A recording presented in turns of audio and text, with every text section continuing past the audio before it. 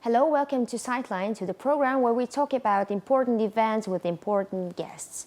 So today my guest is Mr. Boynton, who is the lead instructor of Youth Tech Entrepreneurship Program. Hello. Hi.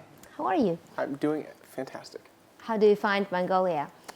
Just for the few days that I've been here so far, I have absolutely loved it. Okay, so let us start from your purpose of your visit. What do you do here?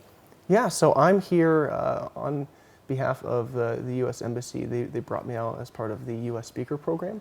And then I was able to work and partner with the Zorg Foundation to put the Youth Tech Entrepreneurship Program that you mentioned. Mm-hmm. And could you please tell us about how did you decide to collaborate with the Zorg Foundation and with the U.S. Embassy to come here? How did it start? Yeah, absolutely. So I just recently started to try to push into my speaking career and begin to talk about entrepreneurship and anti-bullying and mental health. And just probably 6 months ago, I was speaking at a conference, and a gentleman who was a representative of the U.S. Department of State, approached me and asked if I would be interested in participating in the U.S. Speaker Program. I said absolutely, and not much happened right away. About 6 months later, I received an email saying, hey, would you be interested in going to Mongolia to speak on entrepreneurship? And I was like, absolutely, I'd love to. And so I wish I could say I had a part in partnering or choosing to partner with the Zorg Foundation. I did not directly, but I'm very, very glad that we have, because the people there and what they're doing has been fantastic. What will you do within the frame of this program exactly? Yes, excellent question. So I'm very happy to share that. So we're doing a week-long accelerator program for 20 participants. We had a lot of people apply, and we narrowed it down to 20 individuals and teams that are starting businesses. And ideally what we're doing is teaching them skills that they need to succeed in entrepreneurship. So every day we've had two topics that we're covering. So that could be branding and PR. That could be the importance of scale, discussing what the difference is between a lifestyle business and a startup. We've talked about business planning, the difference between a business plan and a business model. And so what we're trying to do is give them the skills that they need, so when I leave and I go home, they can continue to succeed on their own. How exactly you teach them in the way of seminars, in the way of lectures? How it exactly happens? Yeah, so what we're doing is every day for the week, I am giving one seminar of sorts, trying to keep it very collaborative and allow time for questions and conversation. And at the end of each seminar, we've tried to do at least one or two activities. So we could try to teach them the content, but then allow them to utilize what they've learned and apply everything. Each one of them has a business that they're working on. And so we've allowed them to take the knowledge that they've learned and then apply it specifically to their use case and to what they're working on. In what exactly directions Mongolian youth working in within the frame of this entrepreneurship? What kind of businesses they exactly want to establish? Yeah, so I've been very impressed with the ideas that these participants have had. I was somewhat concerned that some of the individuals come in with lifestyle businesses, like I want to start a daycare, I want to start a restaurant. Every single one of these has a very scalable, very startup-esque business application that they're wanting to pursue. Everybody in our program just happens to be in software. Everyone's wanting to build either a mobile app or a website. And so that's where my expertise lays. So I'm very happy that I'm able to contribute to the best of my ability. Now, I've been very impressed because every single person there has identified a need. They've either found a problem that they have or they see a hole in the market that they can try to leverage. And everybody there, if they continue to pursue their business, there's not one person there that I don't think would have a very good shot. You mentioned several times you mentioned about skills. Yes. What kind of skills exactly should person have to succeed in his own or her own business? Yeah, so it absolutely depends on the type of business.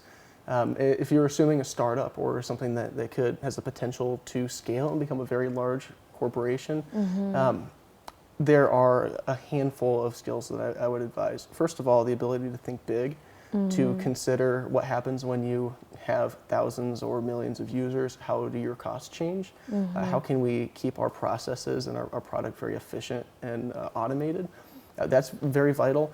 Also, the ability to communicate effectively, I think, is a big one. And so what we're doing right now, all of our participants are doing a pitch competition tomorrow we're very excited for.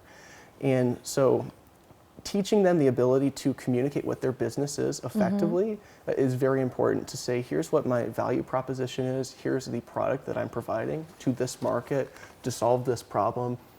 And these are two of the skills that I think are very vital if you are pursuing particularly tech entrepreneurship, but startup entrepreneurship in general. You have those sparkling eyes when I'm talking about entrepreneurship and so on. Could you please tell us about how did you start your own experience? Yeah, absolutely. So I started my first business pretty much on accident, and so I'll keep the story short. The story short. That would be interesting. So when I was in middle school, I had a very tough time with bullying, and so shortly after middle school, I started to get into programming, and specifically I started with mobile development, making mobile apps. And I wanted to build something that I would have a passion about, and I knew that bullying was something that I wanted to work to fight and to prevent. And so I built a mobile application that allowed students to report acts of bullying to their administrators anonymously through their phone. Wow. So they could include photographic evidence or video evidence, and then we had a platform for the administrators to be able to track analytics and work to further fight any future issues. And so I took that to my principal, I took that to our school and said, hey, here's what I've built, I'd love for you to use it. And they said, no, thank you. Not at this time. Thank you, though, for offering. And so it was like, I'm offering this for free. Are you sure? Wow. And so about 2 years went by, and I joined an incredible program called the Young Entrepreneurs Academy. And through this program, it's very similar to what we're doing here, but it was a longer period program. And so they kept telling us that if we want to be successful in business, it's very vital that we're passionate about what we're doing. If you're going to be willing to put in the many, many hours that it takes to get back up after failing so many times, you have to believe that what you're doing is important. And so I knew right away that bullying is something that I wanted to fight as part of my business.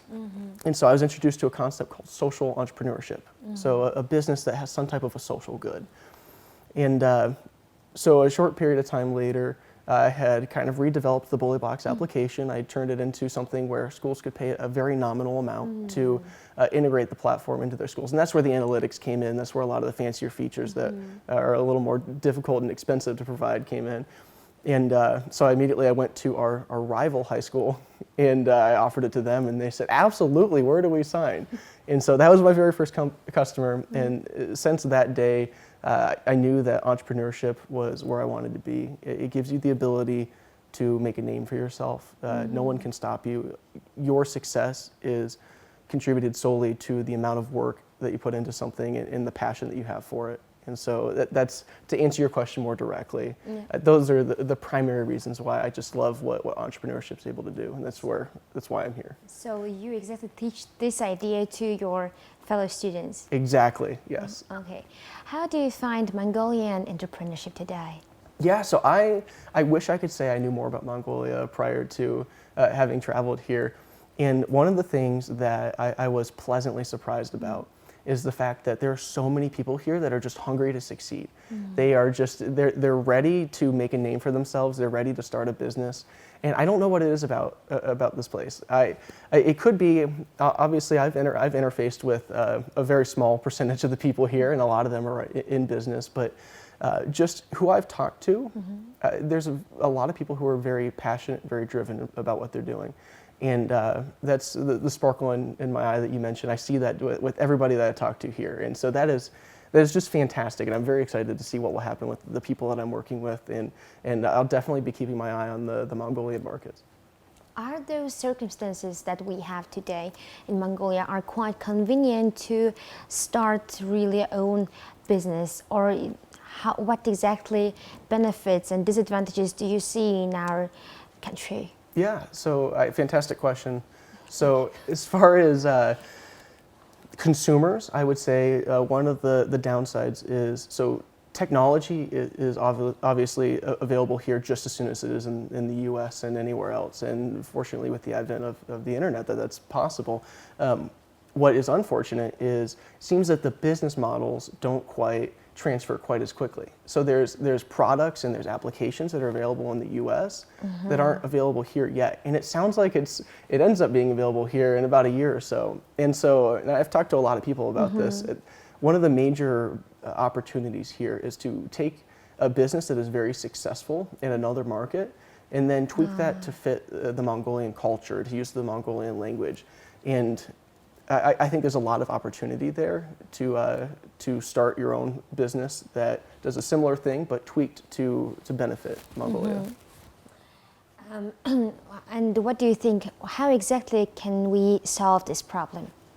Yeah, so it's very difficult because a company that is successful in another region of the world, say they start in London, their priority would be their region of the world. And so they don't immediately think, let's work towards Asia and let's specifically look at Mongolia as a market. And so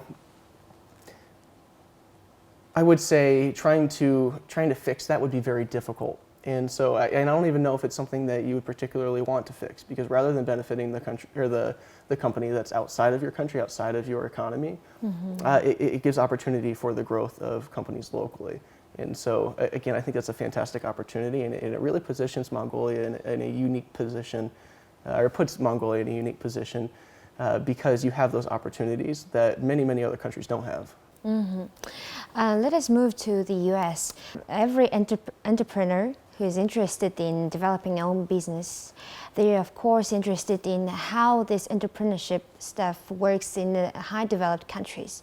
Could you please tell us about entrepreneurship itself in the US, how it works, and more a little bit about it? Yeah, certainly. So entrepreneurship is definitely celebrated in the US. So being a country that is established on a foundation of capitalism and the free market, it's certainly something that a lot of people will encourage. I think one of the trends that we're seeing is the trend of young entrepreneurship. And so traditionally, if you look in the past, there has been a large number of middle-aged individuals who have established their career somewhere else, and then they move into business. And those were the ones that were successful. But if you look just as recently as the dot-com boom, what we're seeing in Silicon Valley, it's the young people, it's the teenagers, the college students that are really pushing into entrepreneurship. And they're the ones that are making the amazing, very large household companies like Google and Facebook. And what exactly complications American entrepreneurs face? Yeah, so because it's such a very large country geographically, I think one of the difficult issues that we face is if you're not in Silicon Valley, it's difficult sometimes to receive funding depending on the city you're at. So I'm in Indianapolis, which is, I believe, the 14th largest city. And we have a fair amount of venture capital, but it is absolutely dwindled by what's available in Silicon Valley. And so a lot of what we see is if you want to succeed, particularly if you need a large amount of funding or you have a moonshot, a 10x company, you really need to move to the Bay Area. And so that's certainly changing, especially in the past few years. We're seeing Denver is becoming a huge technology hub. We're seeing Boston and, of course, New York. And Indianapolis is working very hard to position ourselves to have the ability to bring in venture capital and promote entrepreneurship and specifically technology. But that is a challenge. If you are, and I think it's very similar to what we're seeing in Mongolia. And so the way that I feel about Silicon Valley, I would assume is similar to how people in Mongolia can feel about the US, that the money there, the venture capital is prevalent, and it's difficult if you're not there. And I guess I would encourage them. I'm still in Indianapolis because I believe that we have the ability to succeed. And we have our own challenges, different than what Silicon Valley has, but I would like to say that that's similar here, that there's unique challenges in Mongolia, but there's also opportunities that are unique as opposed to in the US. Well, I have one more question.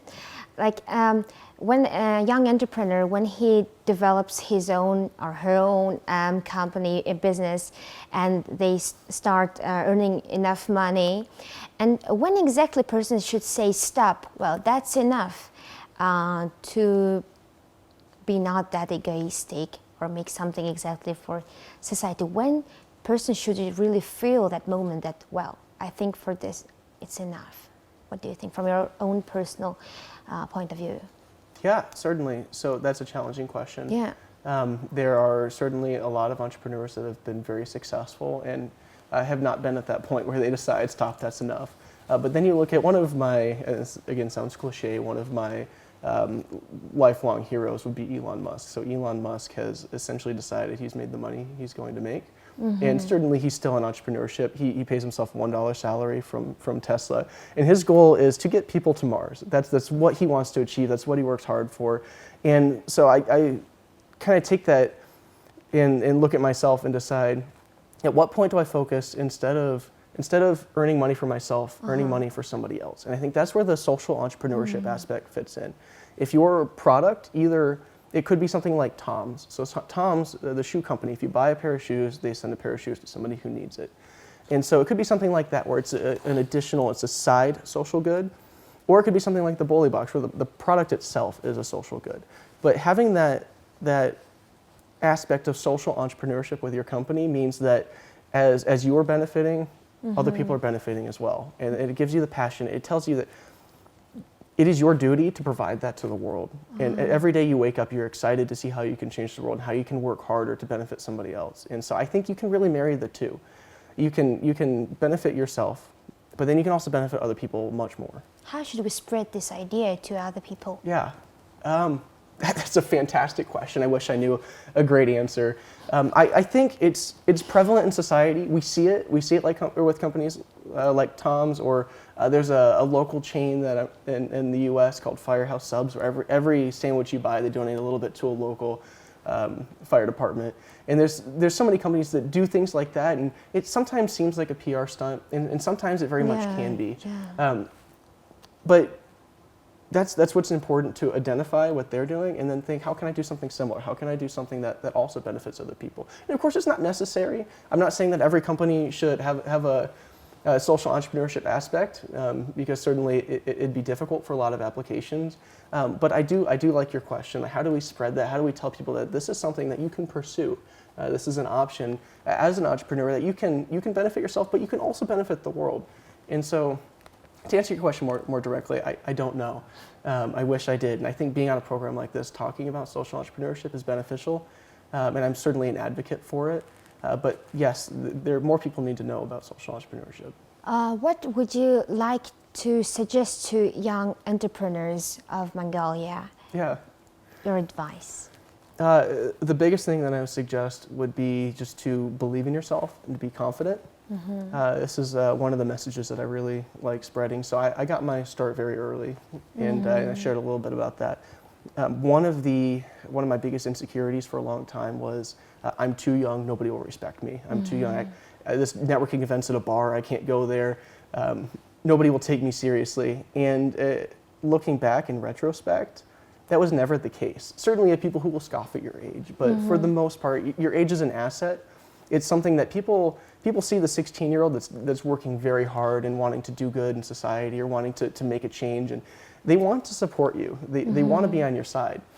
And so what I would say to young entrepreneurs is you truly can achieve anything. And so when your parents say that, when your school says that, when random celebrities on the news say that you can achieve anything, they're not just filling you with hot air. They're telling you, as a young person, what you put your mind to, what you work hard to accomplish, you can do. And so it's very cliche, it sounds very cheesy.